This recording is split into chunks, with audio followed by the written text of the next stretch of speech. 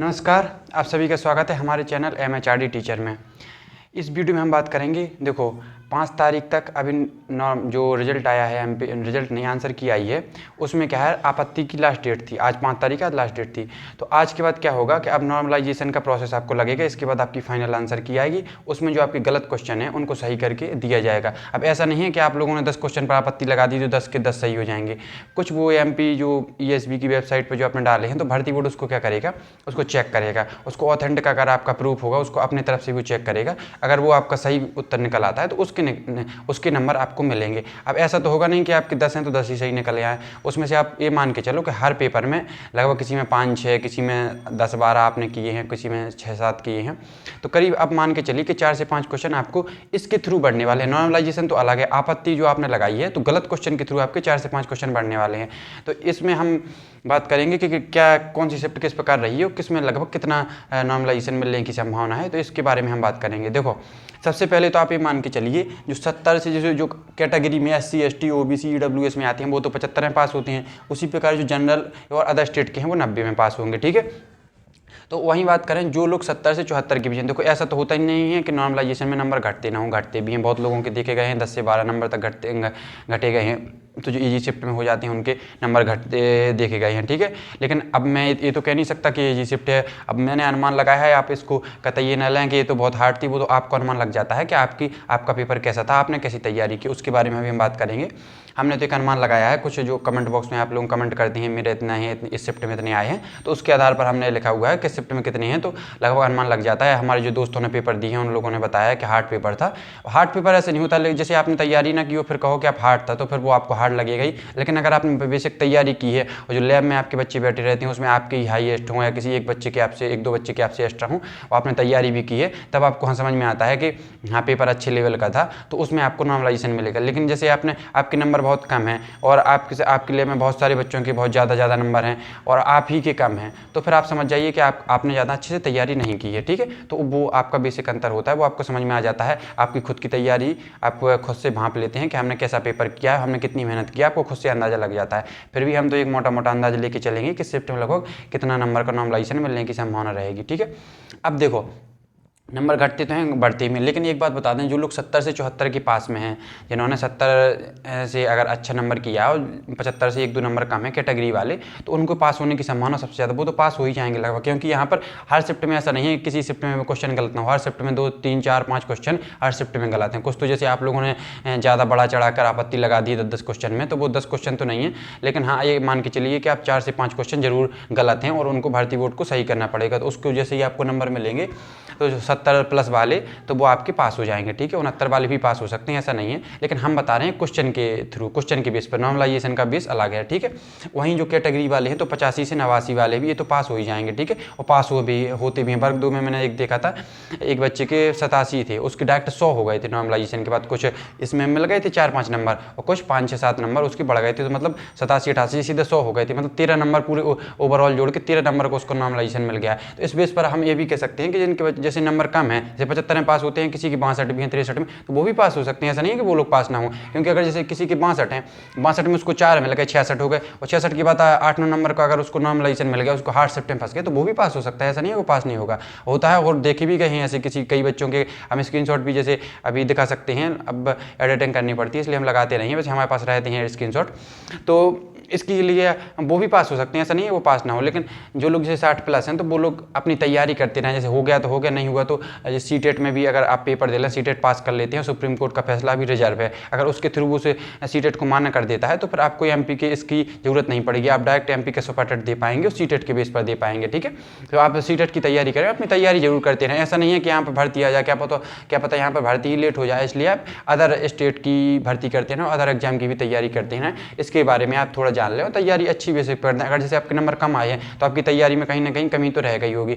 इसलिए आप अपनी तैयारी जरूर अच्छे लेवल पर करें। ठीक है, जिससे आपको आगे समस्या ना हो, क्योंकि 60-65 नंबर पर आप अगर इसमें आपका चयन हो जाता है तो आप आगे भी आपको समस्या आएगी, क्योंकि आपकी तैयारी इतनी अच्छे लेवल की नहीं है कि आप फाइनल में आप क्वालिफाई कर पाएँ। ठीक है, तो पास होने से सिर्फ आपको एग्जाम देने के लिए मिलता है, जॉब नहीं मिलती है, इसलिए आप अच्छे लेवल की तैयारी करें, ठीक है। तो ये लोग तो पास हो जाएंगे। अब हम बात करेंगे कि किन को जितना ज़्यादा नॉर्मलाइजेशन मिलता है। देखो एक बात समझ ले, एक हमने अपने चैनल पर वीडियो बनाई थी कि नॉर्मलाइजेशन का फॉर्मूला क्या होता है, ठीक है, आप उसको भी देख सकते हैं। तो देखो जो क्या होता है इसमें, जो लोग शुरुआत में पेपर देते हैं उनको नॉर्मलाइजेशन का फायदा होता ही होता है। वो भले ही उनकी शिफ्ट सरल हो, उनकी शिफ्ट सरल होती है, लेकिन क्या होता है कि जो उसमें जो सबका एवरेज है वो घट जाता है, क्योंकि उन्होंने पहले पेपर देखा नहीं होता है किस प्रकार के क्वेश्चन आ रहे होते हैं, उनके सामने पहली बार जाता है, तो नॉर्मल औसतन जो एवरेज रहता है सभी लड़कों का वो कम हो जाता है, ठीक है। इसकी वजह से उनको नॉर्मलाइजेशन में फायदा होता ही होता है। जो शुरुआत की शिफ्ट रहेंगी तो उनकी शिफ्ट में उनको फायदा होगा ही होगा, जो बाद की शिफ्ट रहेगी उनको इनके मुकाबले भले ही उनका हार्ड पेपर हो, लेकिन इनके कंपैरिजन में उनको नॉर्मलाइजेशन कम मिलेगा, क्योंकि उन्होंने हार्ड थी, उन्होंने 20 दिन के पेपर देख लिए हैं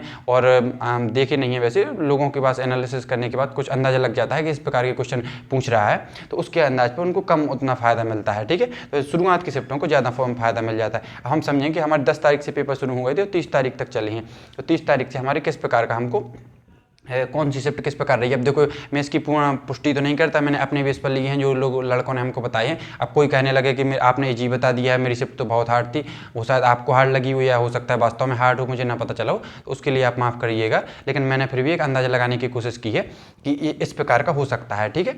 तो जैसे हम समझते हैं कि 10 तारीख को जो पहला पेपर हुआ था उसकी दोनों शिफ्ट लगभग मॉडरेट लेवल की आई थी, ठीक है। एक शिफ्ट किसी में सुन रहे थे सेकंड लेवल शायद ईजी भी हो सकती है, थोड़ी मॉडरेट टू ईजी की तरफ गई थी, लेकिन शुरुआत का जो पेपर हुआ था, अब लेकिन बच्चों को अंदाज़ा नहीं था तो वो थोड़ी हार्ड ही लगती है उनको, तो मॉडरेट ही कहेंगे उसको, ठीक है।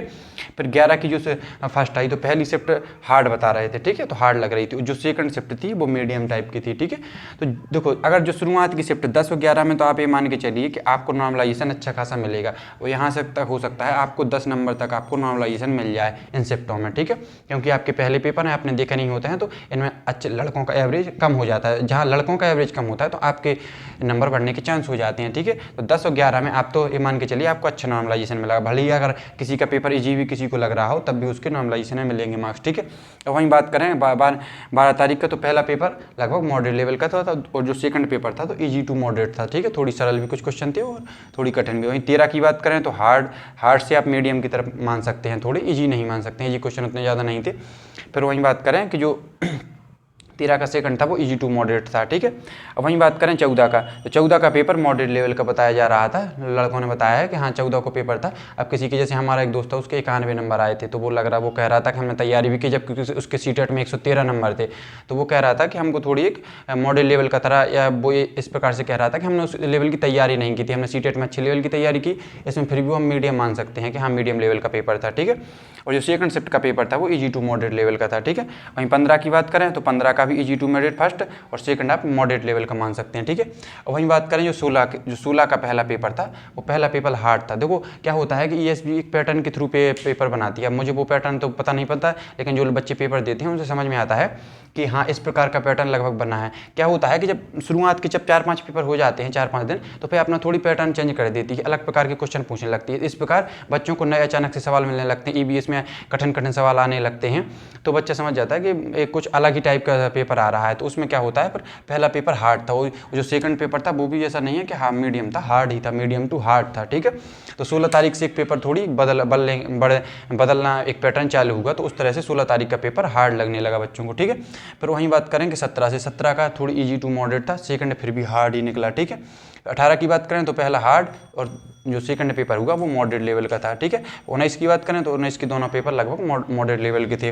वहीं बात करें 20 तारीख की, फिर क्या होता है धीरे धीरे बच्चों को अनुभव हो जाता है पेपर देने का, तो फिर बच्चों को वो समझ जाते हैं, जैसे अंतरिक्ष क्वेश्चन आ रहे हैं या खेल के क्वेश्चन आ रहे हैं, किसी संस्कृति से रिलेटेड क्वेश्चन आ रहे हैं, तो वो बच्चे समझ जाते हैं कि इस तरह के क्वेश्चन आए हैं, पर्यावरण का कोई पारिस्थितिकी तंत्र क्वेश्चन आ रहे हैं, समझ जाते हैं कि ये पैटर्न हमको आ रहा है, इस प्रकार के क्वेश्चन हम पढ़ लें तो शायद हम सॉल्व कर सकते हैं। तो इस प्रकार से 20 तारीख के हम मान सकते हैं। देखो हमारी पूरी गारंटी नहीं है कि ईजी हो, आप किसी को हार्ड भी लग सकता है पेपर।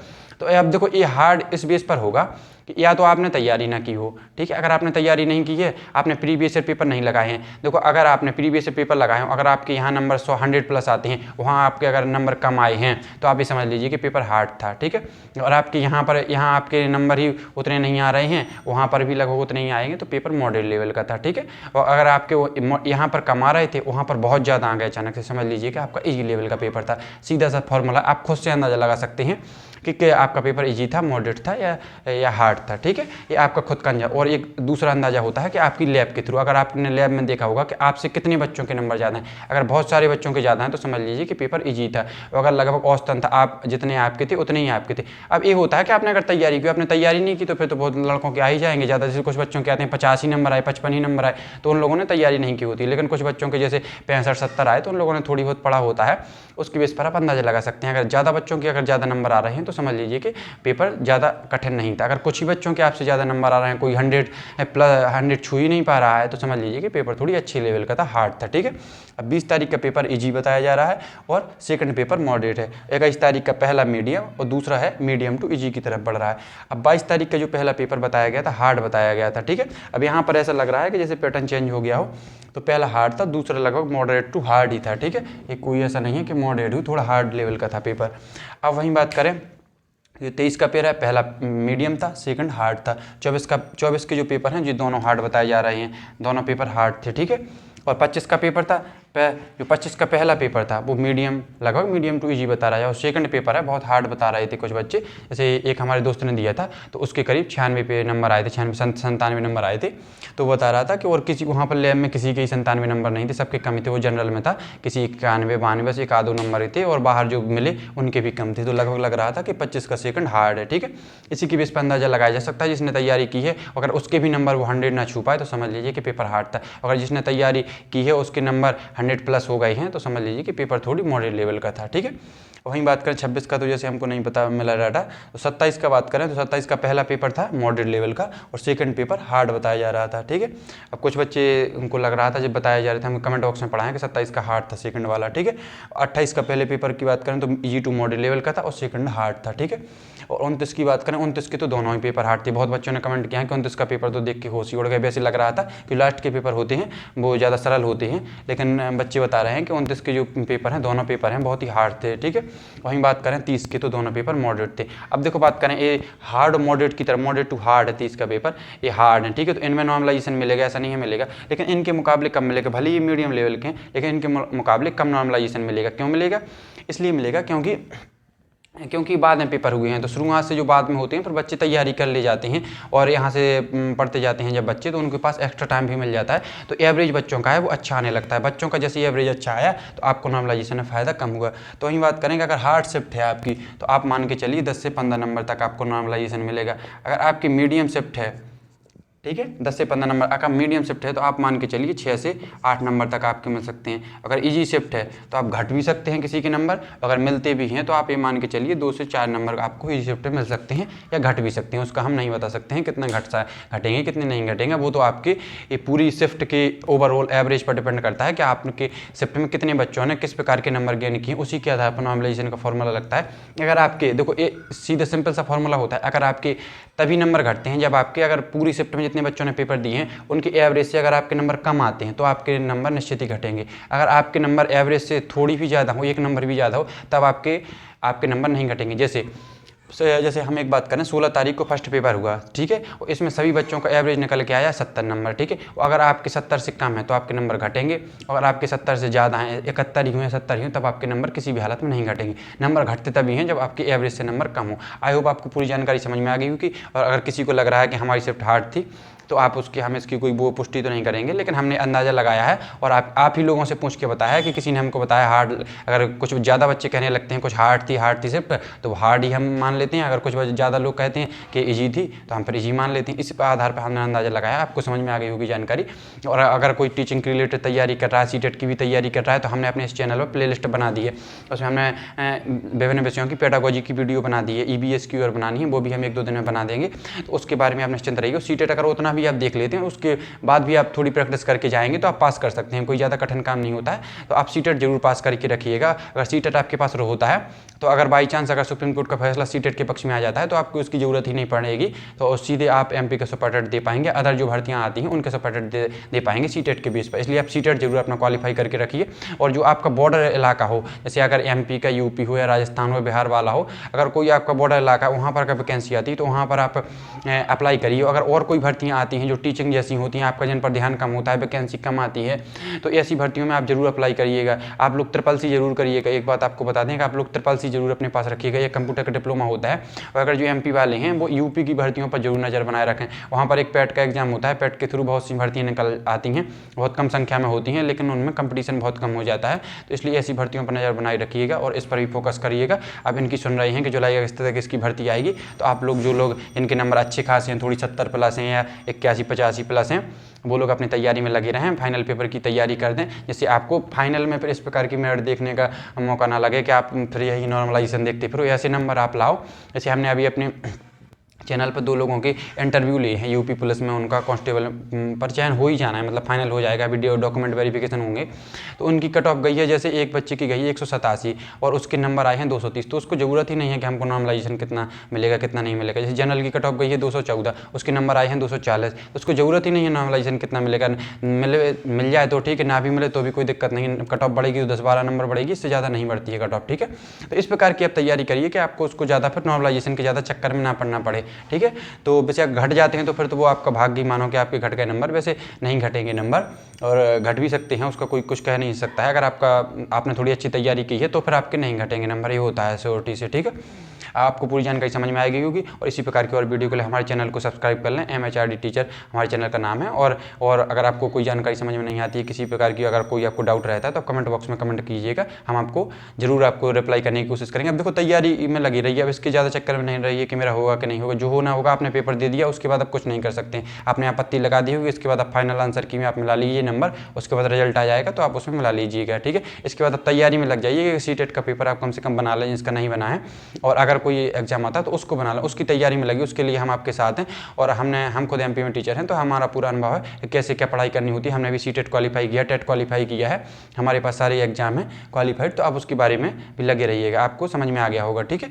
और इसी प्रकार की और वीडियो को हमारे चैनल को सब्सक्राइब कर लें, अपने साथियों के साथ शेयर भी कर दें। धन्यवाद।